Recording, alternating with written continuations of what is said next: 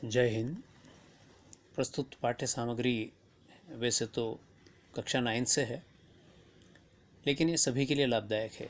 जिनकी रुचि अपने गौरवपूर्ण इतिहास में है उनके लिए भी, और जो प्रतियोगी परीक्षाओं की तैयारी कर रहे हैं उनके लिए भी।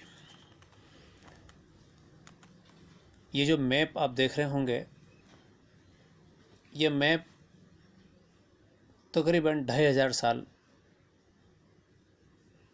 पुराना जो हमारे देश की जो राजनीतिक व्यवस्था थी उसको दिखा रहा है। ये बुद्ध से भी पहले का है। जिस समय भारत लगभग, जिसमें नेपाल, अफ़गानिस्तान, पाकिस्तान, बांग्लादेश, ये तमाम हिस्सा जो है वो भारत कहलाता था।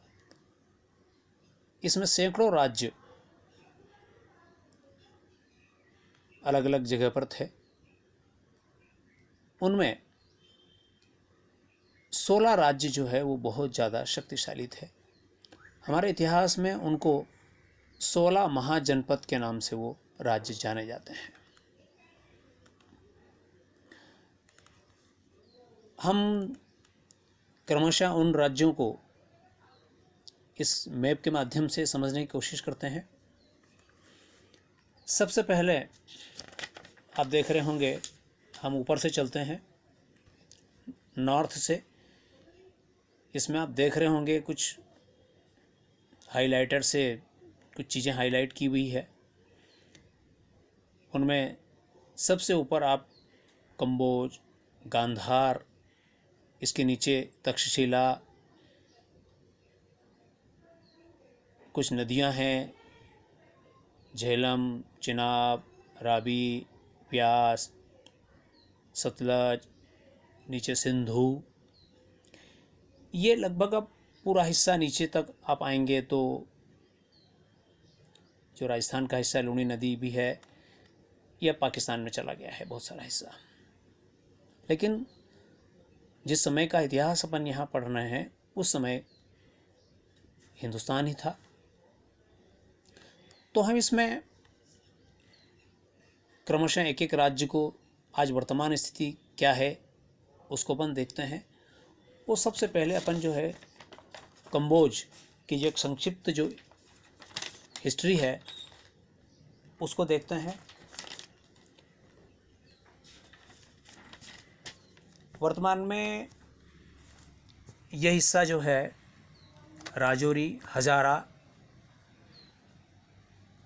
राजौरी नाम अपन सुनते होंगे, जिला हजारा करके क्षेत्र जो वहाँ पर है, हजारा के नाम से एक पूरा कबीला भी जाना जाता है जो आज भी ठेठ अफ़गानिस्तान तक जो है उसका जिक्र है। ये कंबोज महाजनपद कहलाता था। हाटक इसकी राजधानी थी। कौटिल्य ने भी कंबोज राज्य को वार्ता शास्त्रोपजीवी भी कहा है। कंबोज राज्य श्रेष्ठ घोड़ों के लिए उस समय जाना जाता था। साहित्यिक स्रोत में यहाँ के दो प्रमुख राजाओं चंद्रवर्मन और सुदीक्षण का उल्लेख मिलता है। प्रारंभ में यहाँ राजतंत्र था, बाद में यहाँ गणतंत्र स्थापित हुआ। फिर आप इसी में देख रहे होंगे गांधार। गांधार अभी आप, यदि आपने महाभारत सीरियल देखा होगा, उसमें गांधार का जिक्र बार बार आया है। ये वही गांधार है, वर्तमान में पाकिस्तान में है। जो रावलपिंडी और पेशावर पाकिस्तान में आप सुनते होंगे, ये वही एरिया है। पाणिनि के अनुसार भी इसका प्राचीन नाम गांधारी था। और तक्षशिला जो देख रहे होंगे आप नीचे, इसमें यहाँ इसकी राजधानी थी और पुष्कर करके वहाँ का राजा था। फिर सीधे हम जो है इसमें आते हैं, उससे थोड़ा जो नीचे आते हैं तो जहाँ 9 नंबर लिखा हुआ है उस पर आते हैं। जो लिखा हुआ है कुरु देख रहे होंगे आप 9 नंबर पर। कुरु ये आधुनिक दिल्ली के आसपास का हिस्सा है।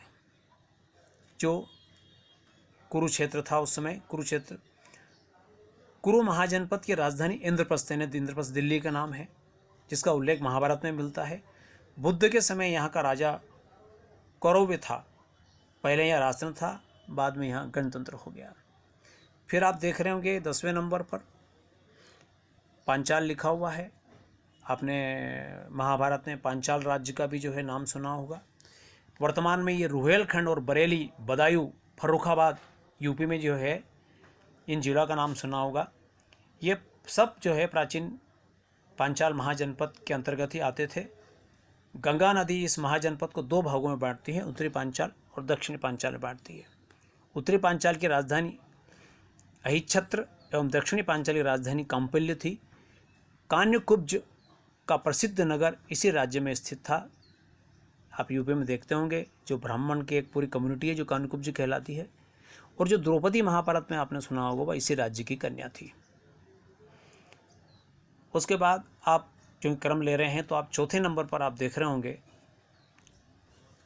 चौथे नंबर में कौशल लिखा हुआ है। इसकी जानकारी आपको प्रदान करते हैं। ये उत्तर प्रदेश के वर्तमान फैजाबाद जिला वहाँ पर स्थित है। महाजनपद जो स्थित है यह नेपाल, उत्तर में नेपाल, दक्षिण में साई नदी, पश्चिम में पांचाल एवं पूर्व में गंडक नदी तक फैला हुआ इस राज्य था। इसकी राजधानी श्रावस्ती थी। बुद्ध के समय यह महाजनपद दो भागों में विभाजित हो गया। उत्तरी भाग को राजधानी साकेत और दक्षिण भाग की राजधानी श्रावस्ती थी। बुद्ध के समय 6 नगरों में कौशल बटा हुआ था। कौशल को सरयू नदी दो भागों में बांटती थी, उत्तरी कौशल और दक्षिण कौशल। उत्तरी कौशल की आरंभिक राजधानी श्रावस्ती, आधुनिक सहेत महेत में जो उत्तर प्रदेश का गोंडा और बहराइच जिले आते हैं वो इसी में आते हैं, सीमा पर स्थित हैं। बाद में राजधानी श्रावस्ती से हटकर अयोध्या या साकेत में स्थापित हो गई। दक्षिण कौशल की राजधानी कोशावती थी। कौशल को भी मगध साम्राज्य का शिकार बाद में बनना पड़ा। अजातशत्रु ने अपने पराक्रम से कौशल को भी बाद में मगध में मिला लिया था। इसके बाद आप सीधे 6 नंबर पर आप देख रहे होंगे मल्ल। ये आधुनिक देवरिया या गोरखपुर क्षेत्र में स्थित मल्ल क्षेत्र दो भागों में बटा था, जिसमें एक की राजधानी कोशावती तथा कुशीनगर और दूसरे की राजधानी पावा थी। कुशीनारा में महात्मा बुद्ध की महापरिनिर्वाण एवं पावा में महावीर को निर्वाण प्राप्त हुआ था। इन्हें इस दृष्टि से देखा जाए तो बुद्ध और महावीर से जुड़ी हुई भूमि है ये। मल्लों की वीरता की प्रशंसा साहित्य की स्रोतों में की गई है। आपसी संघर्षों से मल्लों की स्थिति कमजोर हुई। इसका लाभ उठाकर मगध ने इसे अपने राज्य में मिला लिया। इन्हें मगध आप बार बार सुनोगे तो मगध सबसे पहले सबसे ज़्यादा उस समय शक्तिशाली राजा था। उसने बाद में सभी राज्यों को अपने राज्य में शामिल कर लिया था। फिर अपन आते हैं वज्जी 5 नंबर पर। ये मगध के पड़ोस में ही है। वज्जी संघ 8 कुलों का एक संघ था ये। इसमें विदेह, लिच्छवी, कात्रिक और वज्जी महत्वपूर्ण थे। वज्जी संघ की राजधानी विदेह एवं मिथिला थी। लिच्छवियों की राजधानी वैशाली थी, जो अपने समय का एक महत्वपूर्ण नगर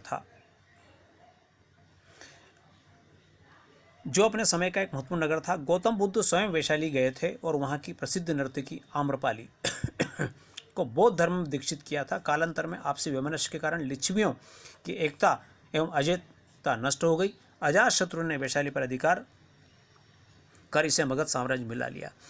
इसके अतिरिक्त मैं ये कहना चाहता हूँ, इसमें आपने सुना होगा एक बहुत पुरानी किताब भी है, पिक्चर भी बनी है उस पर। वैशाली की नगर वधू आम्रपाली नाम से जानी जाती हैं। बुद्ध के समय की ये फेमस बहुत प्रसिद्ध एक कथा है। फिर आते हैं नंबर 1 देख रहे होंगे आप, चंपा। चंपा भी उस 16 महाजनपद में से एक महत्वपूर्ण जो है वो जनपद था।